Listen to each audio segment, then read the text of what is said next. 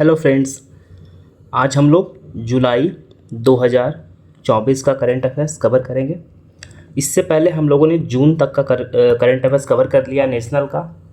देखिए, जैसा कि हम लोगों को पता है कि बीपीएससी में का जो सीट्स है वो आ गया इस बार अराउंड 950 सीट्स रहने वाला है, मोर प्रिसाइजली 964।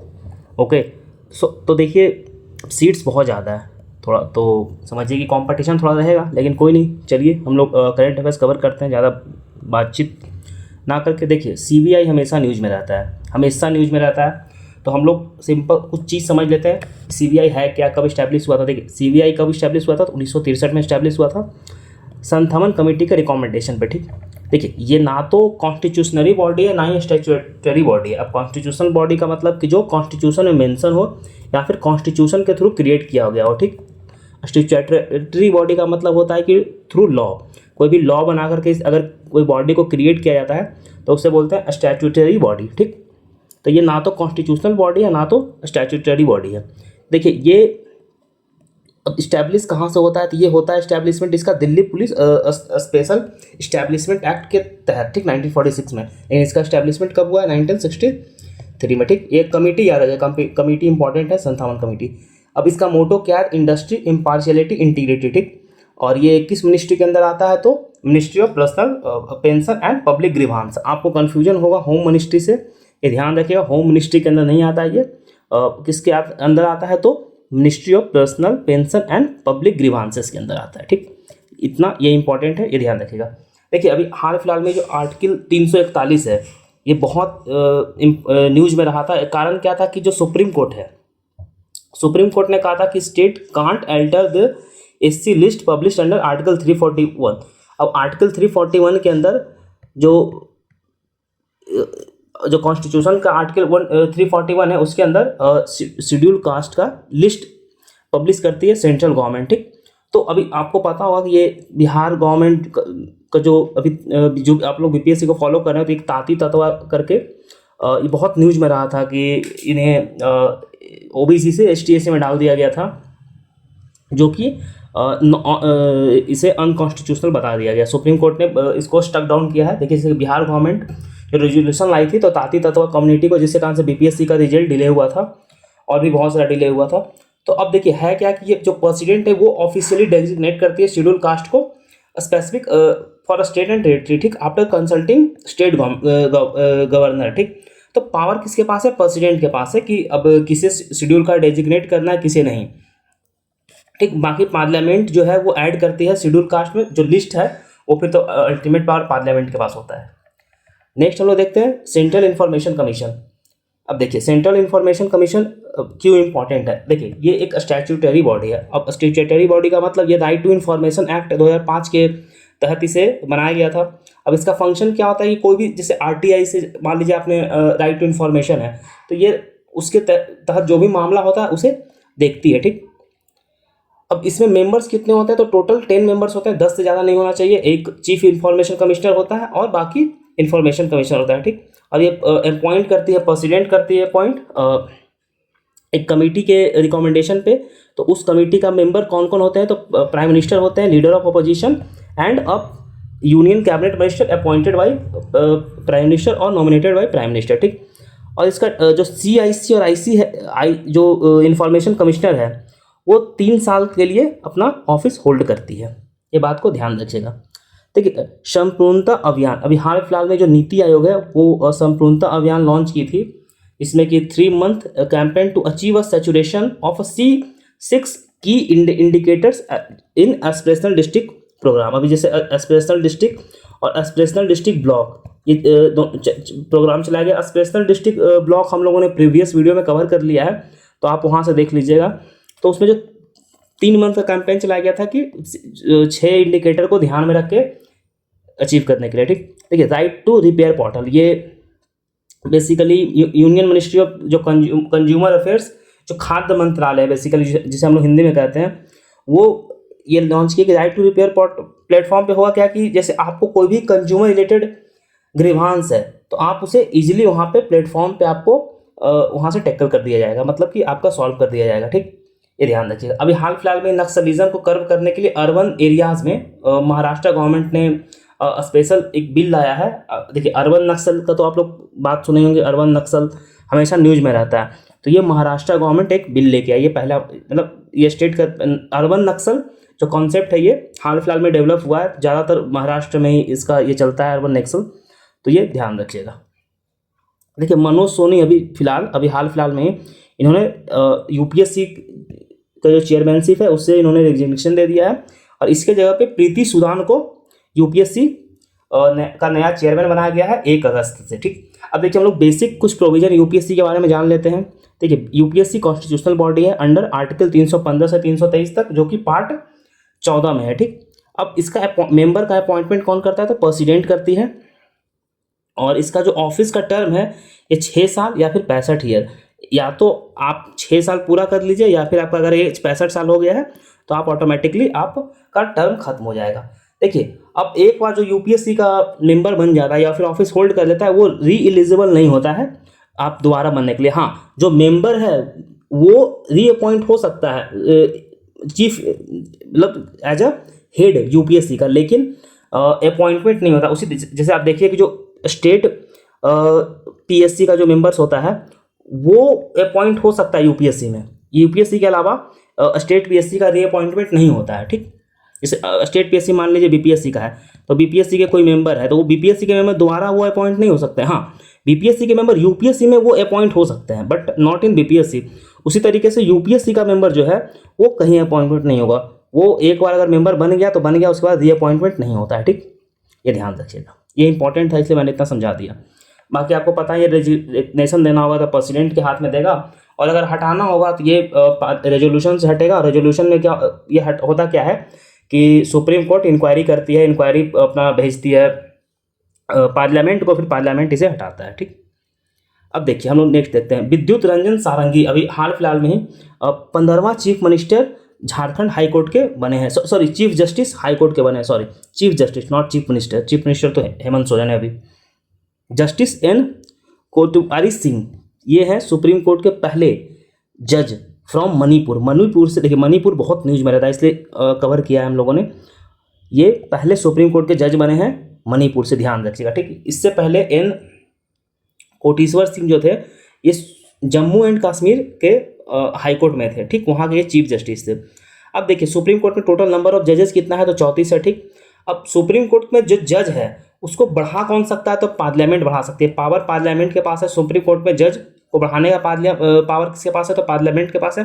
वहीं अगर हाई कोर्ट में जज को बढ़ाने का पावर किसके पास है, तो प्रेसिडेंट के पास है। ठीक, आप लोग कमेंट सेक्शन में बताइएगा, कमेंट सेक्शन में कि बिहार में अभी कितने जज हैं, बिहार हाई कोर्ट जो है, बिहार हाई कोर्ट में कितने जज हैं। ठीक, ये हम लोगों ने पॉलिटिकल लेक्चर में कवर भी किया है लेकिन आपको बताना है अभी कमेंट सेक्शन में। ठीक, बाकी देखिए कॉन्स्टिट्यूशनल असैसिनेशन डे जब इमरजेंसी लगा था तो उसके तहत अब उस दिन को डिक्लेयर किया गया है, सेंट्रल गवर्नमेंट डिक्लेयर की है 25 जून से।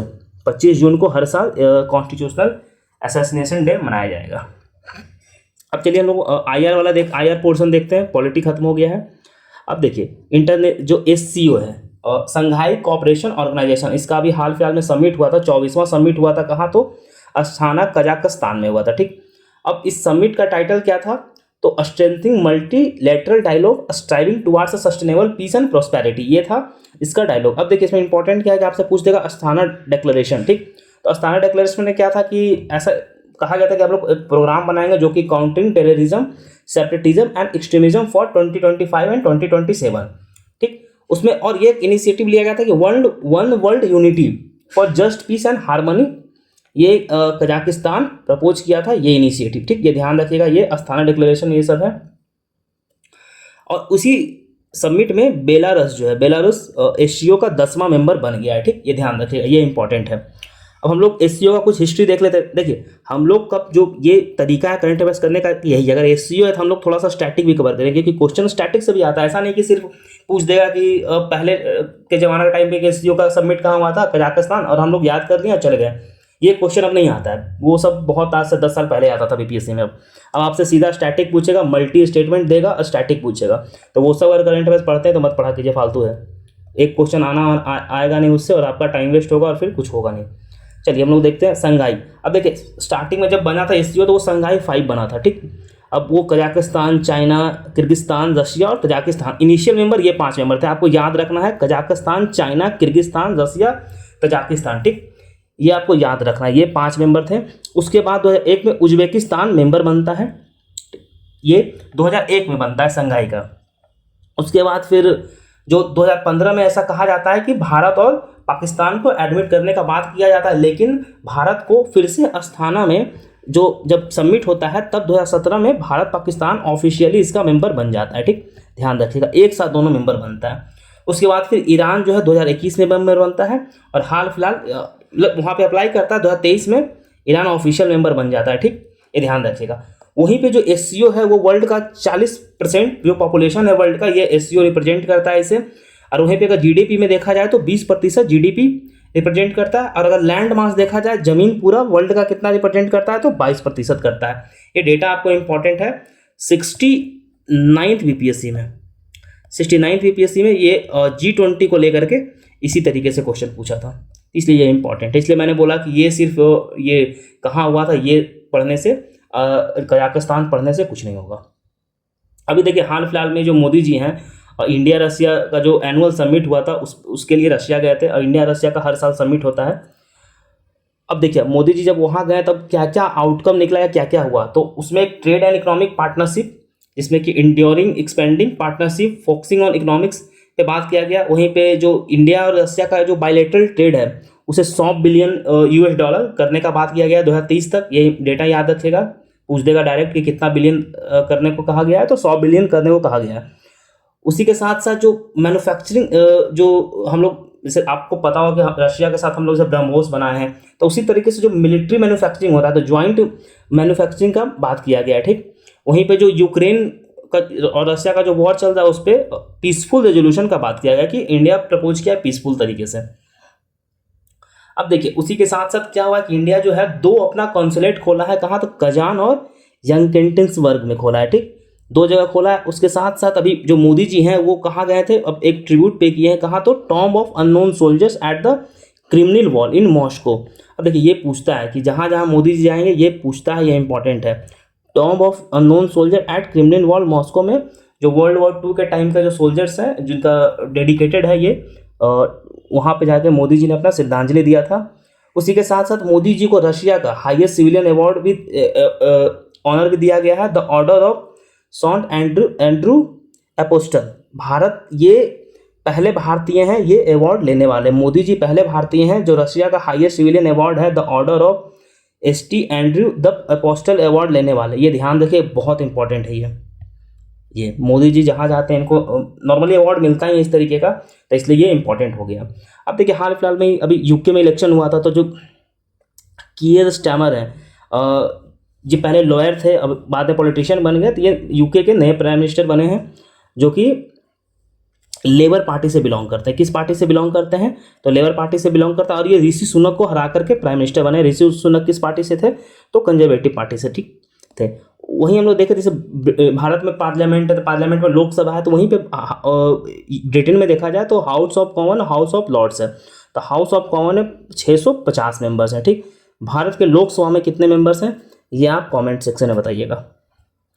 नेक्स्ट हम लोग देखते हैं, अभी नेपाल में भी इलेक्शन हुआ था, तो केपी ओली जो है नेपाल के नए प्राइम मिनिस्टर बने हैं, 3rd टाइम, तीसरी बार बने हैं। ये पुष्प कमल धानी को जो प्रचंडा, बेसिकली सब प्रचंडा करके हम लोग जानते हैं, उसे रिप्लेस किए हैं। अब देखिए इंपॉर्टेंट क्या है, ये जो केपी शर्मा ओली हो तीसरी बार प्राइम मिनिस्टर नेपाल के बने हैं, ठीक। ये इंपॉर्टेंट है। ये एक कोलिशन गवर्नमेंट है, communist party of Nepal, unified Marxist Leninist का और नेपाल कांग्रेस का कोलिशन है। नेक्स्ट हम लोग देखते हैं कोलंबो सिक्योरिटी कॉन्क्लेव। अभी हाल फिलहाल में जो बांग्लादेश है इसका 5th मेंबर बना है।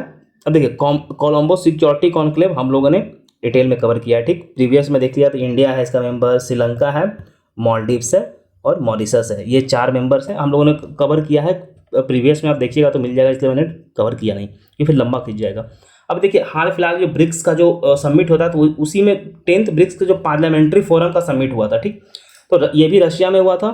और जो ओम बिरला है वो भारत की तरफ से पार्टिसिपेट किए थे, क्योंकि ओम बिरला लोकसभा का स्पीकर हैं, तो इसलिए जो पार्लियामेंट्री फोरम हुआ था उसमें ओम बिरला पार्टिसिपेट किए। और इसका थीम क्या था, तो role of parliamentarian in strengthening multilateralism for equitable global and development and security, ये इसका थीम था। ठीक, अब देखिए, अब हम लोग ब्रिक्स को थोड़ा कुछ बेसिक क्योंकि ब्रिक्स देखिए मैंने डिटेल में ब्रिक्स को कवर किया। आप अगर प्रीवियस लेक्चर देखे होंगे करंट अफेयर्स का, शायद मई का या फिर अप्रैल का, किसी में है, बहुत डिटेल में मैंने कवर किया है, तो आपको वहाँ से मिल जाएगा। मैं बस 2-3 चीज़ें बता देता हूँ इसमें। करेंट मेंबरशिप ब्रिक्स में कितना है, तो 10 है।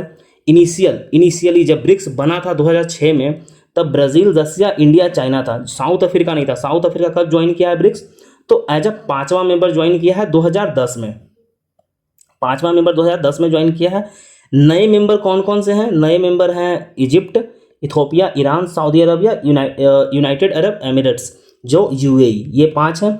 अर्जेंटीना मेंबर बना था लेकिन वो विड्रॉ कर लिया है ब्रिक्स के मेंबरशिप से। अब हम लोग वन लाइनर देखते हैं। देखिए मर्कसर, अभी बोलिविया हाल फिलहाल में मर्कसर का फुल मेंबर बना है। अब ये क्या है कि जो देखिए साउदर्न अमेरिका है, जैसे ब्राज़ील हो गया, अर्जेंटीना हो गया, तो उसका एक कंबाइंड मार्केट है। जैसे कि हम लोग देखते हैं जैसे आसियान है, उसी तरीके का ये भी एक मार्केट है। किसका है, तो ये साउथ अफ्रीका का है, सॉरी साउथ अमेरिकन मार्केट है, ये ध्यान रखिएगा। और it was established by Argentina, Brazil, Paraguay, Uruguay in 1991। Mercosur से याद देखिए, मर्कसर अगर कहीं आता है तो आप याद रखिएगा साउथ अमेरिका। ठीक, ये ध्यान रखिएगा, ये ज़्यादा इंपॉर्टेंट है। उसे वेनेजुएला भी ज्वाइन किया था लेकिन उसे फिर बाहर कर दिया गया। अभी बोलिविया मर्कसुर में नया मेंबर एज ज्वाइन किया है। नेक्स्ट हम लोग देखते हैं अभी हाल फिलहाल में जो यूएस कांग्रेस है, मतलब जो वहाँ के पार्लियामेंट को हम लोग कांग्रेस बोला जाता है, तो वो पास किया promoting a resolution to the Tibet China dispute act. ये यूनाइटेड स्टेट ने पास किया है एक रेजोल्यूशन तिब्बत चाइना डिस्प्यूट को लेकर के। नेक्स्ट हम लोग देखते हैं जन औषधि केंद्र मॉरिशस में खोला गया है, भारत का पहला। वहीं पे जो पापुआ न्यू गिनी है, अभी हाल फिलहाल में लैंडस्लाइड से वो हिट किया था, तो बहुत लोग के वहाँ जान गया था, मतलब डेथ हुआ था, जाने गई थी, तो भारत अपना कुछ एड दिया है। ठीक, ये ध्यान रखिएगा। पूछा कि न्यू पापुआ गिनी में लैंडस्लाइड आया था, तो मतलब कुछ भी पूछ सकता है इस तरीके से। नेक्स्ट हम लोग देखते हैं रसिया और चाइना का जब ज्वाइंट नेवल एक्सरसाइज हुआ था, गाउंडंगन प्रोविंस में हुआ था, कहाँ, तो ये चाइना में है, ये ध्यान रखिएगा। वहीं पे भारत और USA first ever cultural property agreement sign किया है to combat illegal trafficking of antiquities and facilitate the return to artifacts. जो देखिए एंटीक्स होता है, जो पुराने चीज़ होते हैं, उसको लेकर के पहला first ever culture and property agreement Bharat और यूएस साइन किया है। ठीक, ये ध्यान रखिएगा। अभी हाल फिलहाल में जो लिथुनिया का प्रेसिडेंट है गीतानास नौदेसा, अभी सेकेंड टाइम ये प्रेसिडेंट बने हैं, कहाँ के, तो लिथुनिया के। ठीक, निकोलस मदुरो अभी वेनेजुएला के तीसरी बार प्रेसिडेंट बने हैं इलेक्शन जीत करके, ये ध्यान रखिएगा। इसके साथ साथ हम लोग नीचे देखते हैं तो जो स्टीव फॉसेट हैं, ठीक, ये पहले व्यक्ति बने हैं जो कि पूरे वर्ल्ड में अकेले घूमने वाले, मतलब फ्लाई करने वाले, ये इंपॉर्टेंट है, ये ध्यान रखिएगा। अभी हाल फिलहाल में फिनलैंड है जो एक नया लॉ पास किया है टू ब्लॉक असाइलम, मतलब जो भी असाइलम सीकर है, जो कि जैसे रशिया में वॉर चल रहा है, तो रशिया से जो भी लोग फिनलैंड आ रहा है, ठीक, उसे ब्लॉक करने के लिए फिनलैंड ने एक नया लॉ पास किया है। ठीक, नेक्स्ट हम लोग देखते हैं तो साउथ अफ्रीका जो है अभी हाल फिलहाल में first sweeping climate change law पास किया है, कौन, तो साउथ अफ्रीका पास किया है। वहीं पे नेक्स्ट हम लोग देखते हैं तो टर्की जो है वो जो एक डॉग को लेकर के, जो स्ट्रीट डॉग है, उसे लेकर के एक इथोनेशिया लॉ पास किया है, कौन किया है, तो ये टर्की पास किया है। हुरिकेन ब्राइल कहाँ आया था, तो कैरेबियन आइलैंड में आया था, ये ध्यान रखिएगा, इंपॉर्टेंट है। इस वक्त इंडिया का T20 वर्ल्ड कप हम लोग भारत जीता था, तो वहाँ फंस गया था हम लोग का जो भी प्लेयर सब था, तो कुछ टाइम के बाद वो लोग आए थे वापस इंडिया। नेक्स्ट हम लोग देखते हैं टाइफून गाइमी ताइवान में आया था। वहीं पे Brazil has recorded the world first ever death from और पोचो वायरस। ठीक, ये ध्यान रखिएगा, कौन है, तो ब्राज़ील। नेक्स्ट हम लोग देखते हैं जापान जो है वो नया बैंक नोट लॉन्च किया जो कि 3D होलोग्राम टाइप से होगा। ये देखिए, आपको याद कैसे रखना है, करंट अफेयर्स में आपको पूरा डिटेल में नहीं पढ़ना होता है, कुछ ऐसे हमारे अब क्वेश्चन आएगा 3D होलोग्राम किस कंट्री में का जो नोट है उसमें लगा हुआ है या फिर लॉन्च किया है, तो ये किसने किया, तो जापान ने किया, ऐसे करके याद रखना है।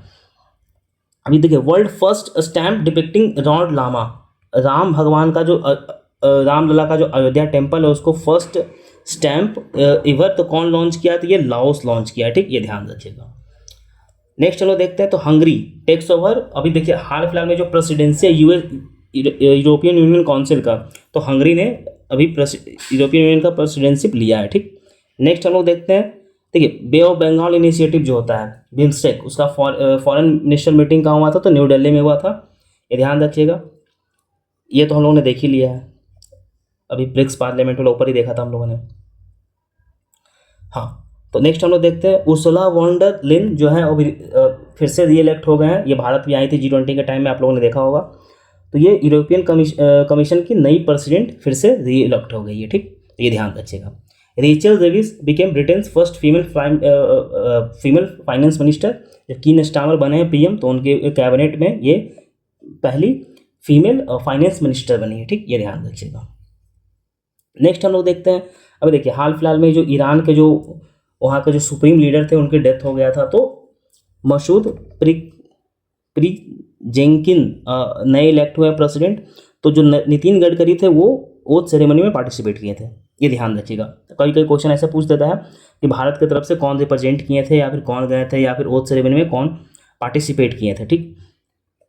तो चलिए नेक्स्ट हम लोग देखते हैं, अभी हाल फिलहाल में जो आर्कोलॉजिस्ट है वो डिस्कवर किया है वर्ल्ड ओल्डेस्ट नोन केव, मतलब गुफा, कहाँ, तो इंडोनेशिया में। इंडोनेशिया का जो सुलावेसी आइलैंड है, ठीक, वहाँ। अब देखिए क्वेश्चन क्या पूछा कि सुलावेसी आइलैंड कहाँ किस कंट्री में है, तो इंडोनेशिया में, वहाँ पे वर्ल्ड ओल्डेस्ट नोन केव ये खोजा गया है, ठीक। नेक्स्ट हम लोग देखते हैं, अभी हाल फिलहाल में डोनाल्ड ट्रंप पे पेंसिल्वेनिया में गोली चल गया था इलेक्शन रैली के टाइम पे, उनका कान को छू के निकला था, तो ये इंपॉर्टेंट है। ये नहीं पूछा कि कान को छू के निकला था या नहीं, इंपॉर्टेंट ये है कि किस जगह पे वो भाषण दे रहे थे तब उन्हें उन पे ट्रंप को शॉट किया गया था, तो ये पेंसिल्वेनिया यूनाइटेड स्टेट, ये ध्यान रखिएगा, ठीक।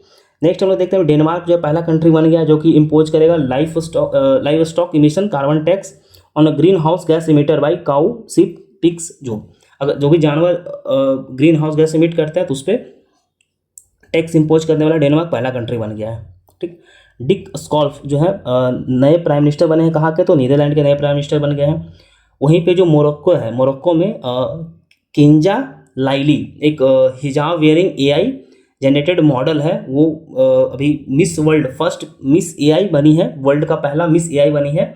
कहाँ की है ये, तो मोरक्को की है। ये AI जनरेटेड है, कोई रियल वुमेन है नहीं, ठीक। हम लोग देखते हैं रिपोर्ट एंड इंडिसेस। अब देखिए sustainable development gold index sustainable कौन निकालता है, तो नीति आयोग निकालती है। उसमें 113 इंडिकेटर होता है। अब स्कोर 0 से 100 के बीच में स्कोर किया जाता है। 100 का मतलब हो गया कि जितना भी टारगेट है सारा स्टेट अचीव कर लिया है, ठीक। अब इसको डिफरेंट डिफरेंट कैटेगरी में बांटा जाता है, जैसे 100 हो गया तो अचीवर ही हो गया, 65 से 99 है तो फ्रंट रनर, और 50 से 64 है तो स्कोर तो परफॉर्मर, और 0 से 49 है तो एस्पिरेंट। अब देखिए हम लोग सब बिहार का देखेंगे। बिहार वर्स्ट परफॉर्मेंस स्टेट बना है। अब मैंने पहले इसलिए बता दिया कि अब BPSC दे रहे हैं तो पहले ही जानना चाहिए इसे। अब देखिए वहीं पे उत्तराखंड और केरला जो है का स्कोर 79 ईच है, मतलब दोनों का स्कोर 79 है, और ये लोग बेस्ट परफॉर्मिंग स्टेट है। वहीं पे अगर यूटी में देखा जाए तो चंडीगढ़ टॉप किया है, फॉलोड बाय J&K, ठीक। अब हम लोग नेक्स्ट देखते हैं। अब देखिए परफॉर्मर कैटेगरी में, अब परफॉर्मर कैटेगरी में मेघालय 63 है, नागालैंड का 53 है, और बिहार जो वर्स्ट परफॉर्मिंग स्टेट है उसका कितना है, तो 57 है। ये ध्यान रखिएगा, 57 स्कोर है बिहार का वर्स्ट परफॉर्मिंग जो स्टेट था उसमें, ये ध्यान रखिएगा परफॉर्मर कैटेगरी में। इस चीज़ को ध्यान रखिएगा। देखिए बिहार का स्कोर आपको याद रखना है 57। वर्ल्ड एयर क्वालिटी इंडेक्स कौन निकालता है, IQ इंडिया निकालती है, सॉरी IQ एयर निकालती है। भारत तीसरा मोस्ट पॉल्यूटेड कंट्री है, टॉप पे पाकिस्तान, उसके बाद फिर टॉप पे बांग्लादेश, फिर पाकिस्तान है। अब PM 2.5 का कंसंट्रेशन सबसे ज़्यादा है। वहीं पे देखा जाए तो अगर सिटीज़ में देखा जाए तो किन्शा डेमोक्रेटिक रिपब्लिक ऑफ कॉन्गो जो टॉप पे है। वहीं पे सेकेंड पे कौन है, ये सिटीज़ में हम लोग देख रहे हैं कि पॉल्यूटेड सिटीज़ में सेकेंड में कौन है, तो बीजिंग चाइना है, थर्ड में लाहौर है, 6th में दिल्ली है। दिल्ली का नंबर 6ठे नंबर पे। और क्लीनेस्ट में देखा जाए तो सिडनी टॉप पे है, और ऑकलैंड न्यूजीलैंड सेकेंड पे है। नेक्स्ट हम लोग देखते हैं हेनली पासवर्ड इंडेक्स। ये देखिए ये हर 3-4 महीने 3-4 महीने पे आता है। इसमें पिछला बार भारत का रैंक 80 था, अभी 82 हो गया है। टॉप पे कौन है, तो सिंगापुर है, ठीक। और पिछला टाइम टॉप पे फ्रांस था, अभी सिंगापुर आ गया। तो ये चेंज होते जाता है, ठीक, हेनली पासवर्ड इंडेक्स। तो जब एग्जाम होगा ना तो आप एक बार लास्ट में एग्जाम के टाइम पे आप एक बार गूगल कर लीजिएगा, मतलब एग्जाम के दिन नहीं, एग्जाम से 2 दिन पहले देख लीजिएगा एक बार। सेकेंड है फ्रांस, इटली है, ये ध्यान रखिएगा। सस्टेनेबल डेवलपमेंट गोल ये देखिए इंपॉर्टेंट है, निकालता कौन है तो यूएनडीसा, इसको हम लोग यूएनडीसा करके याद रखते हैं, United nation department of economic and social affairs. ठीक, अब देखिए अब ये क्या है कि जैसे एसडीजी जो गोल है अब कितना अचीवमेंट हुआ है इस पर ये फोकस करता है। हम लोग ये देखते हैं कि ये मतलब ये एसडीजी कॉन्सेप्ट आया कहाँ से था। ये देखिए ब्रटलैंड कमीशन रिपोर्ट था 1987 में, वहाँ से ये एसडीजी का कॉन्सेप्ट आया था।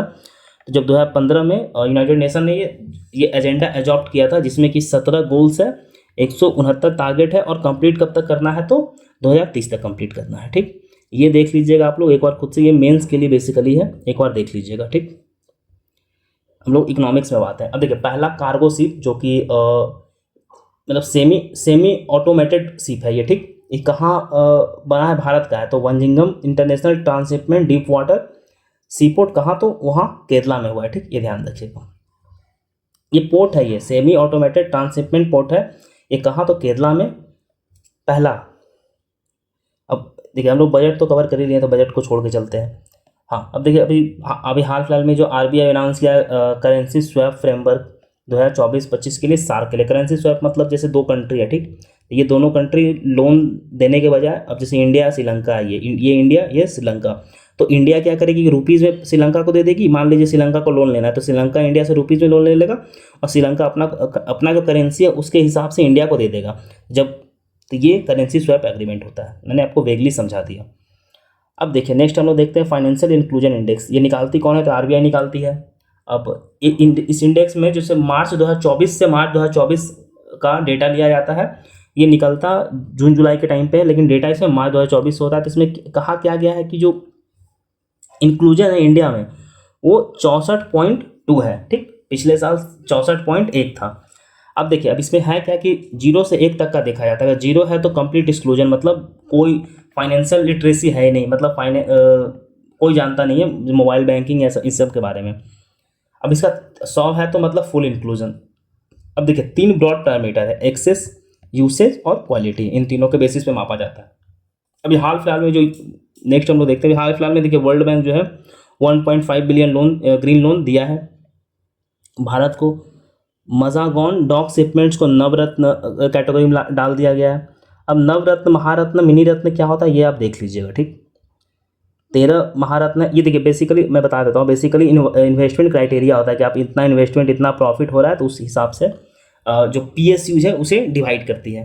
13 महारत्न है, 62 मिनी रत्न है और 25 नवरत्न। ठीक, ये ध्यान रखिएगा। अभी हाल फिलहाल में 86 सेशन हुआ था एग्जीक्यूटिव कमेटी का, जो कोडेक्स एलिमेच्योर कमीशन है उसका कहाँ हुआ था तो ये रोम में हुआ था। अभी हाल फिलहाल में जो अराकू कॉफ़ी है उसे मोदी जी ने बहुत प्रेज़ किया था। अब देखिए अराकू कॉफ़ी कहाँ होता है, ये एक अराबिका कॉफ़ी का वैरायटी है। ये कहाँ होता है मेनली तो ये आंध्र प्रदेश और उड़ीसा में होता है। अब देखिए भारत में सबसे ज़्यादा रोबस्टा कॉफ़ी होता है, रोबस्टा कॉफ़ी जो है भारत में सबसे ज़्यादा होता है, ये ध्यान रखिएगा, ये इंपॉर्टेंट है।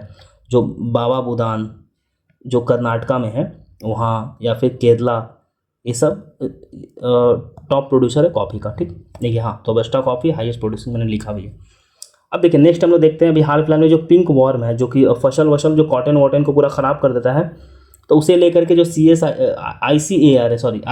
है वो पायलट प्रोजेक्ट लॉन्च किया है। वो आर्टिफिशियल इंटेलिजेंस के हेल्प से पंजाब में इसे जो पिंक वॉर्म है उसे ख़त्म करने के लिए। ठीक, इस बात को ध्यान रखिएगा, ये इंपॉर्टेंट है। अब देखिए नेक्स्ट हम लोग देखते हैं जो MRA का मतलब होता है mutual recognition agreement for organic products. जैसे ऑर्गेनिक प्रोडक्ट्स है उसका म्यूचुअल जो रिकॉग्निशन हो, जैसे एक मान लीजिए कोई X ऑर्गेनिक प्रोडक्ट है इस कंट्री का, Y ऑर्गेनिक प्रोडक्ट है किसी और कंट्री का, तो दोनों एक दूसरे का ऑर्गेनिक प्रोडक्ट को म्यूचुअली रिकॉग्नाइज करेगा। तो इस तरह का पहला जो TT है या फिर पहला एग्रीमेंट है साइन हुआ है इंडिया और ताइवान के बीच में, ये ध्यान रखिएगा। ठीक, ये पहला इसलिए इंपॉर्टेंट है। नेक्स्ट हम लोग देखते हैं टाटा ग्रुप का वैल्यूएशन 28.6 बिलियन डॉलर हो गया है। भारत का मोस्ट वैल्यूएबल ग्रुप ये है, कंपनी है। वहीं पे बजाज ऑटो जो है वो पहला CNG मोटरसाइकिल लॉन्च की है। ठीक, ये इंपॉर्टेंट है। हम लोग रेमिटांसेस देख लेते हैं। तभी हाँ देखिए रेमिटांस का मतलब जो पैसा बाहर से इंडिया में आता है, FDI FPI नहीं, मतलब रेमिटांस का मतलब ये ना तो लाइबिलिटी है ना ही एसेट है। आपको BOP का लेक्चर अगर आप देखे होंगे तो आपको रेमिटांस क्लियर हो जाएगा, अगर नहीं देखे तो आप BOP का लेक्चर एक बार देख लीजिएगा। ठीक, भारत में सबसे ज़्यादा रेमिटांस आता है $120 बिलियन, सबसे ज़्यादा रेमिटांस आता है भारत में। उसके बाद मैक्सिको, चाइना, फिलीपींस है। और सोर्स ऑफ रेमिटांसेस में कहाँ कौन कौन है, तो यूएसए, यूएई और सऊदी अरबिया, यूके, इन 4 जगह से भारत में रेमिटांस सबसे ज़्यादा आता है। टॉप पे है कौन, तो यूएसए है। चलिए अब देखिए, अब इमिग्रेंट सबसे ज़्यादा लोग भारत किस देश से बाहर जाते हैं काम करें, तो सबसे ज़्यादा भारत से जाते हैं, ठीक। उसके बाद यूक्रेन, फिर चाइना। अभी हाल फिलहाल में जो इंडिया म्यांमार है, रूपी केट सेटलमेंट मैकेनिज्म साइन किया है, इस बात का ध्यान रखिए। अभी देखिए हाल फिलहाल में एयरबस और टाटा जो पहला made in India H-125 helicopter ये लॉन्च किया है, ठीक, करेगा 2026 में, इस बात का ध्यान रखिएगा। और नेक्स्ट हम लोग देखते हैं, हिंदुस्तान जिंक लॉन्च किया है पहला एशिया का लो कार्बन जिंक इकोजेन, ठीक। चलो नेक्स्ट देखते हैं। अभी हाल फिलहाल में जो IMF है वो भारत का जो ग्रोथ रेट है उसे 7% प्रेडिक्ट किया है। वहीं पे जो वर्ल्ड बैंक है वो भारत का ग्रोथ रेट कितना प्रेडिक्ट किया है, तो 6.6 प्रेडिक्ट किया है। और वहीं पे RBI कहा है कि जो भारत है वो 7.2% से ग्रो करेगा फाइनेंशियल ईयर जो 24-25 है उसमें। अभी हाल फिलहाल में जो सेवा एक AI चैटबॉट है वो सेवी लॉन्च की है। अब वहीं पे देखिए नेक्स्ट हम लोग देखते हैं युगे युगिन भारत, ठीक। ये एक वर्ल्ड लार्जेस्ट म्यूजियम, सबसे बड़ा म्यूजियम वर्ल्ड का बनने वाला है युगे युगिन भारत। कहाँ बनेगा, तो ये न्यू दिल्ली में बनेगा, फ्रांस के हेल्प से, मतलब फ्रांस हेल्प करेगा म्यूजियम को बनाने में, ठीक।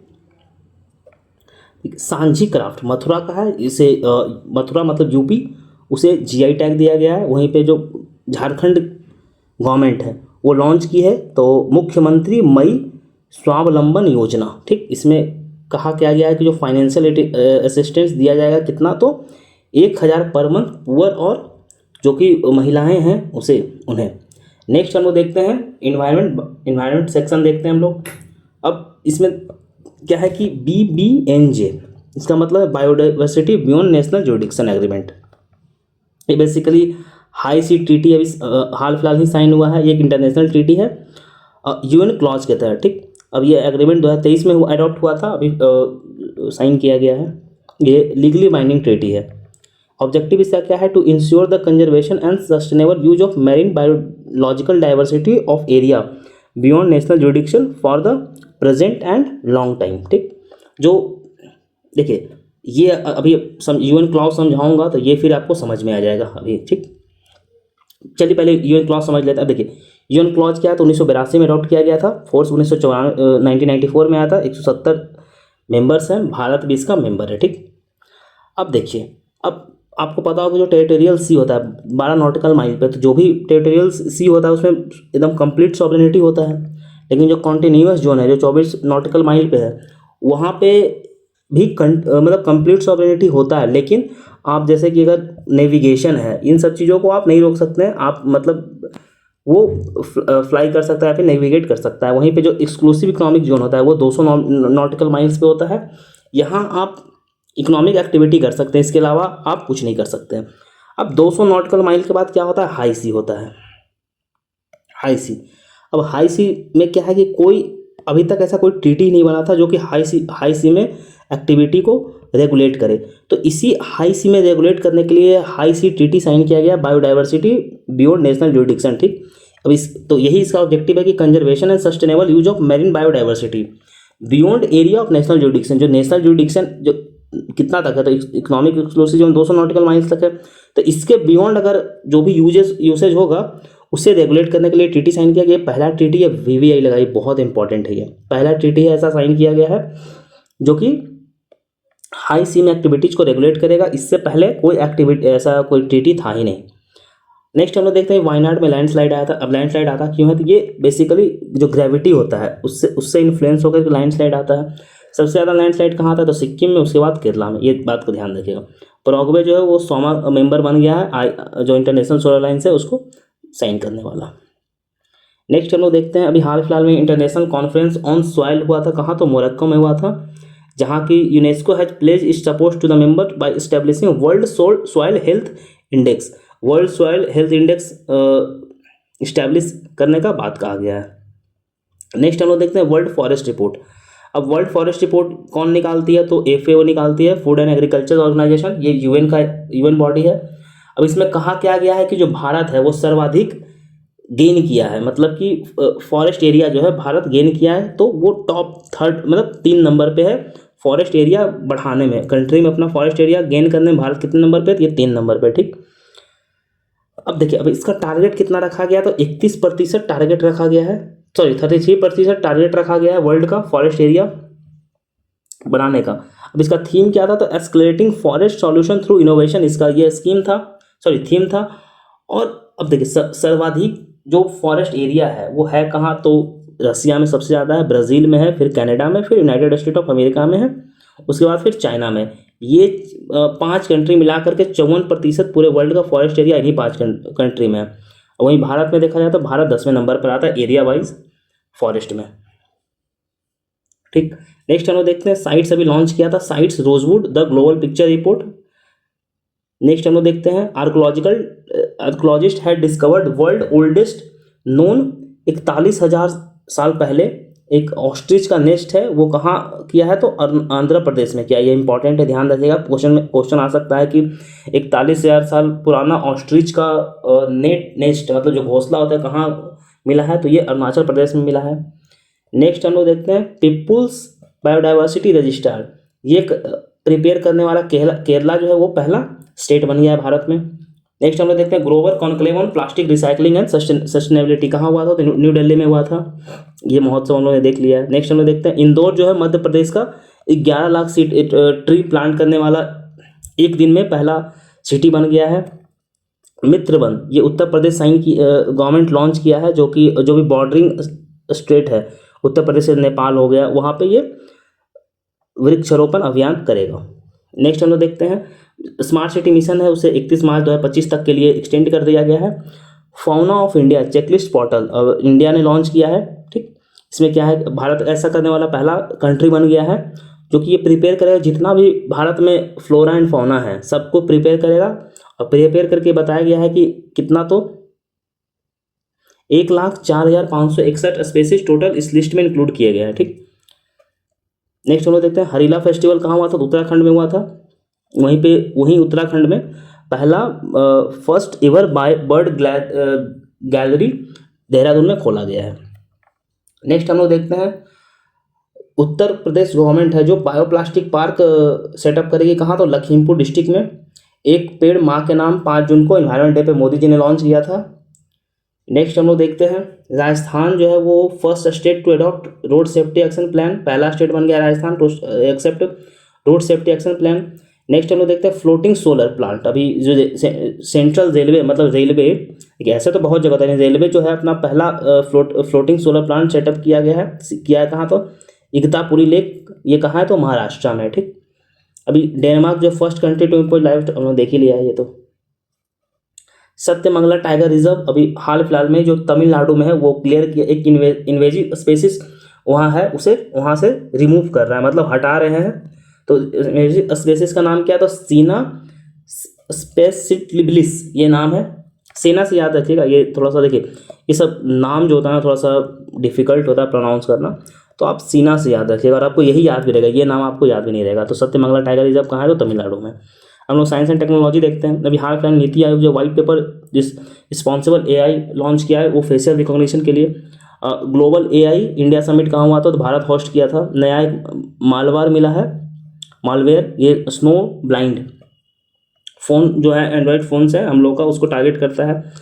आदित्य L1 तो हम लोग को पता ही है कि हम लोग ने प्रीवियस वीडियो में बहुत डिटेल में कवर किया है। तो अभी हाल फिलहाल में ही जो इंसर्ट किया गया है लैंग्वेज पॉइंट 1 पे, तो वो 178 दिन कंप्लीट कर लिया है। मार्स ओडेसी ऑर्बिटर, ठीक, ये मार्स पे भेजा गया था बेसिकली, जो वहाँ का जो लार्जेस्ट वॉल्केनो है उसे स्टडी करने के लिए, वहाँ का जो लार्जेस्ट वॉल्केनो है मार्स का, उसका पिक्चर कैप्चर किया है, ठीक। ये भेजा गया था 2001 में, ठीक, इस बात का ध्यान रखिएगा। नेक्स्ट हम लोग देखते हैं टोकामार्क डिवाइस HS70, ये जो चाइना है वो वर्ल्ड का पहला highest temperature super conducting device बनाया है चाइना, नाम क्या है उसका? टोकामार्क डिवाइस। नेक्स्ट हम लोग देखते हैं साइंटिस्ट जो है वो डार्क ऑक्सीजन ढूंढा है। डार्क ऑक्सीजन क्या है कि ये मतलब without process of photosynthesis dark oxygen बनता है, ठीक। अब ये ऐसा माना गया है कि जो भी मेटेलिक नोड्यूल्स प्रेजेंट होगा सी सरफेस पे, वहाँ पे ये डार्क ऑक्सीजन वैसे करके बना होगा। नेशनल हाइड्रोजन मिशन हम लोग देख लेते हैं, 2023 में लॉन्च हुआ था, बहुत इंपॉर्टेंट है। ये 2002 फेज में हुआ है, 2023 से 25-26 तक और 2026 से 27 तक। देखिए अब इससे भी ज़्यादा इंपॉर्टेंट ये है, ये कि टाइप ऑफ हाइड्रोजन, ठीक। अब देखिए टाइप ऑफ हाइड्रोजन क्या है ना, वो कलर पे बताया गया है। देखिए ब्लैक जो हाइड्रोजन होता है वो कोल से होता है, ठीक। मतलब कोल से जो हाइड्रोजन निकलता है उसे ब्लैक हाइड्रोजन बोलते हैं। ग्रे हाइड्रोजन जो होता है नेचुरल गैस से। ब्लू हाइड्रोजन फॉसिल फ्यूल से। और ये टर्क्यूस हाइड्रोजन मीथेन से। पिंक हाइड्रोजन न्यूक्लियर एनर्जी से। और ग्रीन हाइड्रोजन रिन्यूएबल एनर्जी से, ठीक। इस बात का ध्यान रखिएगा, ये कलर बहुत इंपॉर्टेंट है। अब देखिए नेक्स्ट हम लोग देखते हैं, अभी हाल फिलहाल में एफोसिस एस्टेरॉइड, अभी इंडियन स्पेस एजेंसी जो है वो कंडक्ट किया है स्टडी, जो 2029 में सबसे क्लोज ये एस्टेरॉइड जब आएगा तो ऐसा इसरो बोला है कि हम लोग इस पर स्टडी कंडक्ट करेंगे। और जो यूरोपियन यूनियन है वो भी सेपरेट स्टडी करेगा इस एस्टेरॉइड का। ये 2029 में भारत जो अर्थ है, पृथ्वी है, उसके क्लोज आएगा ये। नेक्स्ट हम लोग देखते हैं Hyderabad based engineering solution Dhruv space has become first private player to in the country to get authorization from Indian space program. जो इन स्पेस है वो पहला ग्राउंड स्टेशन सेट करने के लिए जो ध्रुव स्पेस है उसे परमिशन दिया है, ठीक। नेक्स्ट हम लोग देखते हैं प्लोरिस डाउन मिशन, ये किसका है तो स्पेस एक्स का है। और फैल्कॉन 9 रॉकेट से मतलब कुछ लोग ऊपर जाएंगे और 5 दिन तक वहाँ पे स्पेस वॉक करेंगे और मतलब स्पेस वॉक तो करेंगे और इसके साथ ही साथ जो भी रिसर्च कंडक्ट होगा वो करेंगे, ठीक। पोलरिस डाउन मिशन अभी ये लॉन्च हुआ है सितंबर में, तो सितंबर वाला करंट अफेयर्स में लोग डिटेल में कवर करेंगे इसे, ठीक। नेक्स्ट हम लोग देखते हैं अभी जो जैक्सा है, जैक्सा मतलब जापान का, जापान वो लॉन्च किया है ALOS-4 सैटेलाइट जो कि डिजास्टर मैनेजमेंट के लिए, ठीक। इस बात का ध्यान रखिएगा। अभी हाल फिलहाल में वर्ल्ड का पहला ब्रेन इम्प्लांट कहाँ कंट्रोल किया गया, तो ये यूनाइटेड किंगडम में किया गया है। नेक्स्ट हम लोग देखते हैं, अभी देखिए rare fatal brain eating amoeba कहाँ मिला था, तो ये केरला में मिला था। आप लोगों ने फोटो देखा होगा इसका, तो ये इंपॉर्टेंट है। ब्लू स्क्रीन डेथ, अभी हाल फिलहाल में आप लोगों ने देखा होगा कि ये जो माइक्रोसॉफ्ट था उसका सिस्टम जो था सट हो गया था, मतलब स्क्रीन पे ऐसे ब्लू, स्क्रीन पे ऐसे, एक सेकंड ब्लू कलर में लाता हूँ, हाँ स्क्रीन पे ना ऐसे मान लीजिए कि ये आपका ये डेस्कटॉप था, ये पूरा ब्लू कलर हो गया था, ये इस तरीके से हो गया था डेस्कटॉप। तो ये किसका हुआ था, तो माइक्रोसॉफ्ट डिस्टर्ब हुआ था, इस बात का ध्यान। अभी ओपन एआई जो है वो सर्च जीपीटी लॉन्च किया, जिसका चैट जीपीटी है वही ओपन एआई कंपनी है, वही लॉन्च किया, ठीक। नेक्स्ट हम लोग देखते हैं अभी हाल फिलहाल में जो लाइम स्टोन केव है इंडोनेशिया, तो उन्होंने देख ही लिया है, ऊपर जो ओल्डेस्ट केव मिला है वहाँ तो उन्होंने देख ही लिया है, डिस्कवर किया गया ह्यूमन लाइक फिगर, तो यही है ये एक्सॉम। ये एक्सॉम स्पेस ये एक प्राइवेट स्पेस कंपनी है जो कि नासा के साथ और स्पेस एक्स के साथ मिल करके चौथा प्राइवेट स्पेस क्राफ्ट मिशन भेजेगी। कहाँ, तो स्पेस में भेजेगी, इंटरनेशनल स्पेस स्टेशन है वहाँ भेजेगी। अब जो स्पेस क्राफ्ट इसमें यूज किया जाएगा वो है space crew dragon and life mission. ये 14 दिनों के लिए मिशन होगा। इसमें इसरो का भी 2 ट्रेंड जो, जैसे अभी गगनयान हम लोग का जाएगा, तो गगनयान में 4 एस्ट्रोनॉट जाने वाला है, तो उसी 4 में से जो 2 एस्ट्रोनॉट है वो एक्सॉन 4 मिशन के लिए भी इसरो प्लान किया है भेजने के लिए, ठीक। इस बात का ध्यान रखिएगा। हम लोग मिलिट्री एक्सरसाइज देखते हैं। रैम्पेक एक्सरसाइज किसे किसके बीच में होता है, कहाँ हुआ है, ये हवाई आइलैंड में हुआ है, भारत की तरफ से, हवाई USA। तो भारत की तरफ से INX शिवालिक जो है वो पार्टिसिपेट किया गया। एक्सरसाइज मैत्री ये इंडिया थाईलैंड का ज्वाइंट मिलिट्री एक्सरसाइज है, कहाँ हुआ है तो थाईलैंड में हुआ है। नोबैटिक एलिफेंट ये इसका 16वां एडिशन भारत मंगोलिया का ज्वाइंट मिलिट्री एक्सरसाइज है, कहाँ कंडक्ट किया गया तो मेघालय में किया गया है। वहीं ब्रीलिक्सटिक एक्सरसाइज ये भारत का नहीं है, ये Azerbaijan, Kazakhstan, Kyrgyzstan, Tajikistan, Uzbekistan, इन 5 के बीच में मिलिट्री एक्सरसाइज कंडक्ट किया जाता है। ये हुआ कहाँ है तो कजाकिस्तान में हुआ है। वहीं पे एक्सरसाइज पिच ब्लैक जो है वो भारत इंडियन एयरफोर्स है वो भी पार्टिसिपेट किया, हुआ कहाँ तो ऑस्ट्रेलिया में हुआ है। ये सागर कवच ये कोस्टल सिक्योरिटी जो सर्विस है उसका आंध्र प्रदेश में हुआ था। ये सागर कवच एक्सरसाइज। फ्रीडम एज जो है साउथ अफ्रीका, US, जापान एक साथ करती है, ट्राइलेटरल एक्सरसाइज है, ये साउथ कोरिया में हुआ था, इस बात का ध्यान रखिएगा। आगे हम लोग देखते हैं, देखिए अभी हाल फिलहाल में जो रुद्रम फर्स्ट ये क्या है तो first indigenous anti radiation missile, ये इसरो डेवलप किया है। ये एयर टू सरफेस मिसाइल है, मतलब आप हवा से सही सरफेस में मार सकते हैं, ग्राउंड पे। नेक्स्ट हम लोग देखते हैं SEBEX-2। अब भारत जो है most powerful non nuclear bomb बना रहा है, ठीक, वन ऑफ द ये कौन डेवलप करेगा? तो इकोनॉमिक एक्सप्लोसिव लिमिटेड ये करेगी, इसे डेवलप कर रही है। अब हाल फिलहाल में जो नॉर्थ कोरिया है वो हवासोंगपो, अब देखिए नॉर्थ कोरिया नाम है थोड़ा सा तो इसीलिए इस टाइप का रहता है, तो वो अभी हाल फिलहाल में टेस्ट किया है। ठीक, हम लोग डेज देख लेते हैं। 11 जुलाई को वर्ल्ड पॉपुलेशन डे मनाया जाता है। थीम्स क्या था? तो to leave no one behind every one count. 22 जुलाई को नेशनल फ्लैग डे मनाया जाता है। जो अब नेशनल फ्लैग डे देखिए, अब 22 जुलाई को इसलिए मनाया जाता है कि उस दिन नेशनल जो हमारा ट्राई कलर है वो इसी दिन अडॉप्ट किया गया था। अब डिज़ाइन कौन किए हैं? तो ये पिंगाली वेंकैया डिजाइन किए थे। अब देखिए on 22 July constituent assembly of India had adopted the current national flag. अब ये प्रपोज कौन किया था ये नेशनल फ्लैग को? तो ये JL नेहरू किए थे ये प्रपोज। ठीक, ध्यान रखिए, जो ऑब्जेक्टिव रेजोल्यूशन जो प्रपोज किए थे ना वही JL नेहरू प्रपोज किए थे। ठीक, नेक्स्ट लोग देखते हैं कारगिल विजय दिवस। अब इस दिन भारत ने पाकिस्तान को हराया था वॉर में 26 जुलाई को, ये ध्यान रखिएगा। अब हम लोग अवार्ड्स देख लेते हैं। अब देख कीर्ति चक्र, 10 कीर्ति चक्र अवार्ड जो है वो प्रेसिडेंट जो है मरणोपरांत आर्मी के पर्सनल और पैरामिलिट्री के पर्सनल को दिए हैं। ठीक, अब देखिए इसमें इंपॉर्टेंट क्या है? कीर्ति चक्र से ज़्यादा इंपॉर्टेंट है कि आप ये जानिए कीर्ति चक्र क्या है, शौर्य चक्र क्या है और अशोक चक्र क्या है। ठीक, अब देखिए हम लोग देखते हैं। जो अशोक चक्र है ये पीस टाइम मिलिट्री अवार्ड है, मतलब ऐसा नहीं वॉर के लिए इसे नहीं दिया जाता है। ठीक, ये पीस टाइम के लिए। शौर्य चक्र जो अशोक चक्र है ये टॉप नॉन पीस जो टॉप अवार्ड है, मतलब highest peace time award, military peace time award है। ठीक, ये परमवीर चक्र, जो परमवीर चक्र है ये वॉर टाइम अवार्ड है, मतलब वॉर टाइम के लिए दिया जाता है, वो उसके इक्विवेलेंट है अशोक चक्र। ठीक, नेक्स्ट पे सेकंड हाईएस्ट कौन है? तो ये कीर्ति चक्र है। मैं बता दूंगा, कीर्ति चक्र, शौर्य चक्र, अशोक चक्र, ये तीनों पीस टाइम के लिए है। कीर्ति चक्र, शौर्य चक्र और अशोक चक्र तीनों पीस टाइम के लिए है। वहीं पे जो ये अवार्ड है देखिए लिखा हुआ भी है, ये है ग्लैंट्री अवार्ड, ये वॉर टाइम के लिए है। ये ग्लैंट्री अवार्ड जो है वॉर टाइम के लिए, वो तीनों भी ग्लैंट्री अवार्ड है। ठीक, तो परमवीर चक्र, महावीर चक्र और वीर चक्र ये तीनों वॉर टाइम के लिए। परमवीर चक्र हाईएस्ट मिलिट्री डेकोरेशन है भारत का। ये जो साहस होते हैं, जो वीरता दिखाते हैं, उन्हें उनके लिए दिया जाता है। और जो महावीर चक्र है सेम ये सेकेंड अवार्ड है, वो भी जो वीरता दिखाया जाता है, लोग जो आर्मी पर्सनल होते हैं दिखाते हैं वॉर में या फिर उन्हें दिया जाता है। ठीक, और वहीं पे वीर चक्र जो है थर्ड अवार्ड है। ठीक, एक्ट ऑफ ब्रेवरी के लिए दिया जाता है। नेक्स्ट हम लोग देखते हैं पी गीता।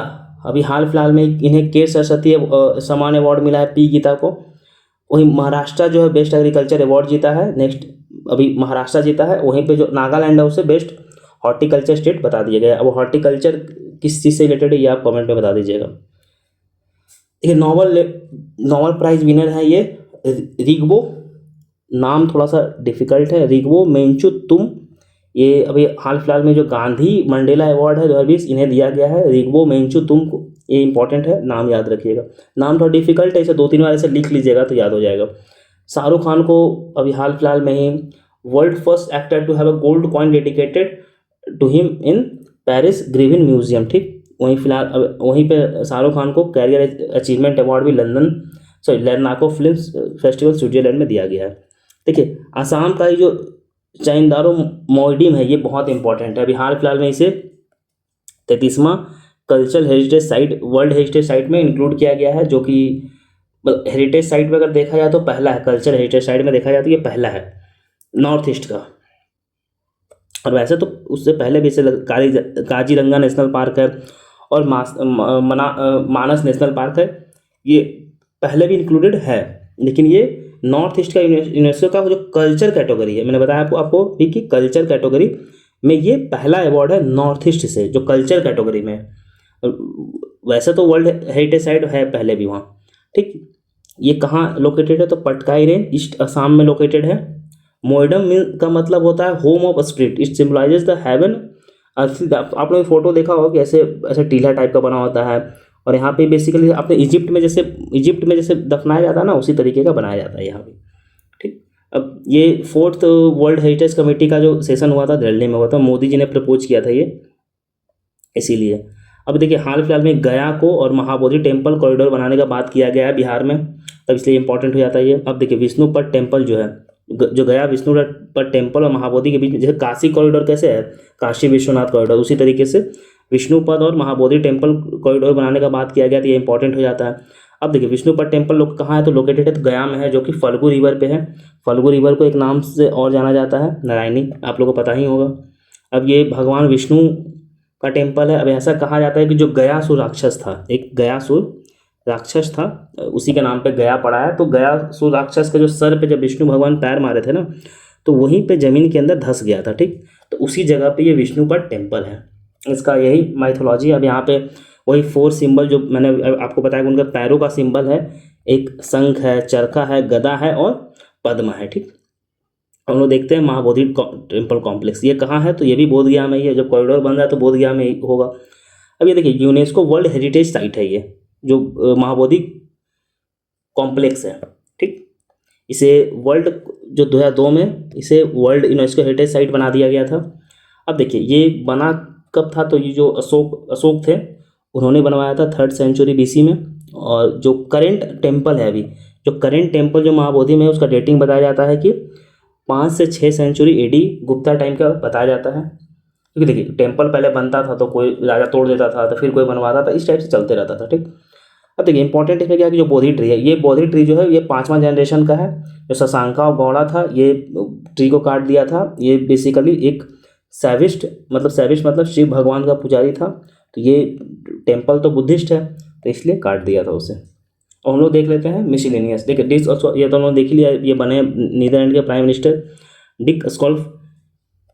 नेक्स्ट हम लोग देखते हैं यारोस्लावा माचुकी, सॉरी महुचिक, नाम ऐसा रहता है क्या ही बताऊँ। अब ये हाल फिलहाल में जो वुमेन्स हाई जंप है उसमें सर्वाधिक जंप लगाने वाली महिला बनी है, ये यूक्रेन की है, इस बात का ध्यान रखिएगा। और वहीं पे जो स्पेन है वो यूरो कप जीता है इंग्लैंड को हरा करके, बर्लिन में हुआ था। वहीं पे जो इंडियन फोक है एंड ट्रैवल एग्जीबिशन कहाँ हुआ है, तो ये दुबई में हुआ है। नेक्स्ट हम लोग देखते हैं 400 megawatt solar plant was installed in Asian development bank in Gujarat, Surendra Nagar Gujarat में ये किया जाएगा। ये तो हमने देख ही लिया है, महोत्सव तीसरी बार मतलब मैंने डाल दिया है PDF में, ये इसको देख लीजिएगा। भेदिंग कालिम महोत्सव कहाँ मनाया गया, तो मेघालय में मनाया गया है। फजालिका डिस्ट्रिक्ट पंजाब, जो कि बैग फ्री डे मतलब फर्स्ट डिस्ट्रिक्ट बनेगा ऐसा, और ये फर्स्ट मतलब स्टेट वे सब बैग फ्री डे इस टाइप से कुछ करने का वाला, इस बात का ध्यान रखिएगा। ऑन जुलाई 12 2024 सेंट्रल गवर्नमेंट ये जो कॉन्स्टिट्यूशनल असेसमेंट डे है, असैसिनेशन डे है, मतलब संविधान का हत्या दिवस ये बोलिए, संविधान का हत्या डे मनाने का प्रपोजल किया गया है। कब, तो 25 जून को मनाया जाएगा हर साल, ठीक। अब देखिए नेशनल इमरजेंसी इंदिरा गांधी लगा दी थी 25 जून से 21 मार्च तक, ठीक। और ये नेशनल इमरजेंसी किस आर्टिकल से लगता है, तो आर्टिकल 352 से लगता है। संजनी क्रैफ्ट हम लोग देख ही लिया ऊपर, सेमो ये भी हम लोग देख ही लिया है ऊपर। देखिए ये सब हम लोग देख लिया। हाँ ये देखते हैं, देखिए झारखंड मुक्ति मोर्चा का जो प्रेसिडेंट है हेमंत सोरेन, वो 3rd टाइम झारखंड के CM बने हैं और ये 13वें CM है। अच्छा, इससे पहले ये किनको हटाया है ये देखिएगा, ये इंपॉर्टेंट है कि नाम बताइएगा कमेंट बॉक्स में कि किन्हें ये हटा करके CM बने। अब मैं हिंट देता हूँ, इनके चाचा ही थे वो जिनको ये हटाए हैं। अब देखिए मोदी जी ने वेंकैया नायडू जो प्रीवियस जो कि वाइस प्रेसिडेंट रहे थे, 3 बुक लॉन्च किए हैं उनसे रिलेटेड, मतलब वेंकैया नायडू ने नहीं लिखा है लेकिन उनसे रिलेटेड बुक है। तो पहले एक बुक क्या है, तो Venkaiah Naidu a life service, लिखे किसने, तो S नागेश कुमार ने लिखा है, ये किताब है। देखिए celebrating Bharat the mission and message of Shri M Venkaiah Naidu as a 13th vice president of India, ये एक फोटो क्रॉनिकल्स किताब है, कंपाइल्ड बाय IV सुब्बाराव, मतलब फोटोज उसमें है उस तरीके से कंपाइल्ड है। नेक्स्ट हम लोग देखते हैं Manoj Vajpayee the definite biography, इनका ऑथर कौन है, तो पीयूष पांडे है। आशा भोसले का बायोग्राफी है स्वरा स्वार्नी आशा, ये ध्यान रखिएगा। नेक्स्ट हम लोग देखते हैं हरप्रीत कौर है, जो स्मृति मंदाना को पीछे छोड़ के इंडिया का जो हाईएस्ट T20 रन गेटर बन गई है वुमेन में। अब देखिए वुमेन एशिया कप हुआ था कहाँ, तो श्रीलंका में हुआ था। श्रीलंका भारत को फाइनल में हरा दिया था और श्रीलंका पहला बार ये कप जीता है। भारत वहीं पे 7 बार ये कप जीत चुका है। प्लेयर ऑफ द सीरीज कौन थी, तो चमारी अट्टापट्टू थी। अभी वहीं पे जो भारत है वो मेंस एशिया कप जो है 2025 में जो होगा उसे होस्ट करेगा कौन, तो भारत करेगा। अब देखिए फीफा का जो रैंकिंग होता है उसमें भारत का 24वां पोजीशन है। हम लोग को पता ही है कि भारत की स्थिति कितना खराब है फुटबॉल में। वहीं पे अर्जेंटीना टॉप पे और फ्रांस सेकंड पे है। जो UEFA चैंपियनशिप जो था उसमें स्पेन जो था इंग्लैंड को हरा दिया था। अभी हरेला फेस्ट उत्तराखंड देख ही लिया हम लोग। नीतीश सिंह जो है वो यूपी के हैं, उन्होंने माउंट किनाबालू पे चढ़ाई किया है। और ये किनाबालू है कहाँ, तो मलेशिया में। ये वॉल्केनिक माउंटेन है, हाईएस्ट पीक है, वॉल्केनिक माउंटेन नहीं है, ये हाईएस्ट पीक है, ठीक, मलेशिया का। नेक्स्ट हम लोग देखते हैं यूकी बम्बारी एंड इज फ्रेंच पार्टनर एल्ब्रेनो ओलिवेट। अभी हाल फिलहाल में जो डबल स्विस ओपन हुआ है उन्होंने वो जीता है इन दोनों ने। और नूनो बोगरिस जो है पुर्तगाल के, ये राफेल नडाल को हरा करके स्विस ओपन जीता है। अब देखिए ये इंपॉर्टेंट है, ये विंबलडन 2024, ये हम लोग थोड़ा सा डिटेल में कवर कर दिया है। देखिए यहाँ पे सिर्फ हम लोग को विंबलडन नहीं देखना है, ये नहीं किसी विंबलडन देख रहा है कि कौन कौन जीता और इससे हो गया, ये इंपॉर्टेंट नहीं है। इससे भी ज़्यादा कुछ इंपॉर्टेंट, क्योंकि पिछला साल बीपीएससी क्वेश्चन पूछा है वैसे। अब देखिए वुमेन में कौन जीता है, तो बारबोरा, ठीक, ये वुमेन में जीते हैं। इन्होंने हराया किसे है, तो जैस्मिन पाओलिनी को हराया, ये इटली की थी जिसने हराया। और ये कहाँ की हैं जो जीती हैं बारबोरा, ये चेक रिपब्लिक की हैं, ठीक, चेक रिपब्लिक बोला जाता है। और वहीं पे मेंस में कौन जीता है, तो कार्लोस अल्कराज जीते हैं। ये पिछले बार भी यही जीते थे मेंस में, ठीक। ये स्पेन के हैं, इन्होंने हराया किसे, तो नोवाक जोकोविच को, नोवाक डी जोकोविक को हराया है। नोवाक डी जोकोविक कहाँ के हैं, तो सर्बिया के, ये तो पता ही होगा आपको। अब देखिए रोजर फेडर जो है 8 बार सर्वाधिक विंबलडन जीतने वाले हैं। वहीं पे जो नोवाक जोकोविच है वो ग्रैंड जो स्लैम अवार्ड होता, ग्रैंड स्लैम टाइटल होता है, जैसे Australian Open, French Open, Wimbledon, US, इन सबको ग्रैंड स्लैम बोला जाता है। तो ये सारा जीतने वाले सबसे ज़्यादा कौन है, तो नोवाक जोकोविच है, ठीक, डी जोकोविक। वहीं पे मार्गरेट, ये मेंस में है, मार्गरेट कोर्ट जो है वो वुमेन्स की है, वो भी 24 बार जीती है। नोवाक जोकोविच जो है वो भी 24 बार जीते हैं। अब देखिए ये इंपॉर्टेंट है आपके लिए। अब देखिए जो ऑस्ट्रेलियन ओपन और यूनाइटेड स्टेट यूएस ओपन होता है, ये दोनों खेला जाता है हार्ड कोर्ट पे, जो कोर्ट होता है उस पर खेला जाता है। वहीं पे जो फ्रांस का है वो मिट्टी पे खेला जाता है, ठीक, जो क्ले होता है मिट्टी पे होता है उस पर खेला जाता है। और जो विंबलडन होता है ये घास पे खेला जाता है, ये इंपॉर्टेंट है। ये जो मतलब डिफ्रेंसिएशन है, तीनों अलग अलग जगह पे खेला जाता है। तो ऑस्ट्रेलियन ओपन और यूएस कहाँ खेला जाता है, तो हार्ड कोर्ट पे खेला जाता है। फ्रांस जो है वो क्ले पे खेला जाता है, और विंबलडन जो है वो ग्रास पे खेला जाता है। अब देखिए टाइमिंग इसका देख लीजिए कब कब होता है, तो ऑस्ट्रेलियन ओपन मिड जैन में होता है, वहीं फ्रांस जो है फ्रेंच ओपन मई जून में होता है, विंबलडन जून जुलाई में होता है, और वहीं पे यूएस ओपन जो है वो अगस्त सितंबर में होता है। देखिए अब करेंट अफेयर्स आप लोग का कंप्लीट हो गया है, ठीक, कुछ दिन में 2-4 दिन में हम लोग अगस्त का भी कंप्लीट कर देंगे, और फिर सितंबर का भी जब आएगा तो हम लोग अक्टूबर में कंप्लीट कर देंगे। अब देखिए आपको करना क्या है कि इस मंथ के एंड तक आप करंट अफेयर्स पूरा कंप्लीट कर लीजिए, हम लोग का वीडियो के साथ पीडीएफ पूरा कंप्लीट कर लीजिए। उसके बाद फिर हम लोग कुछ नया बताएंगे, ठीक। देखिए बाकी आपको इसका पीडीएफ, करंट अफेयर्स का पीडीएफ आपको टेलीग्राम पे मिल जाएगा, कमेंट बॉक्स में और टेलीग्राम का आपको लिंक डाल दिया जाएगा, आप वहाँ से जाइए, टेलीग्राम से जुड़िए और इसका पीडीएफ मिल जाएगा। ये मंथली कवर्ड है, आपको मंथली सितंबर 2023 से, फॉन्ट चेंज करता हूँ, हाँ, सितंबर 2023 से आपको इसका करंट अफेयर्स का मंथली कवर्ड है वीडियो के साथ। आपको यूट्यूब पे प्लेलिस्ट सेपरेट प्लेलिस्ट बना हुआ है, आप वहाँ जाकर देख सकते हैं। तो चलिए वीडियो तो ख़त्म हो गया है करंट अफेयर्स का। बाकी आप लोग अपना ध्यान रखिए, पढ़ाई करते रहिए, सीट बहुत है तो थोड़ा मेहनत भी बहुत एक्स्ट्रा लगेगा इस बार। चलिए मेहनत कीजिए, टेलीग्राम से जुड़िए। बाकी चलिए मिलते हैं अगले नेक्स्ट वीडियो में।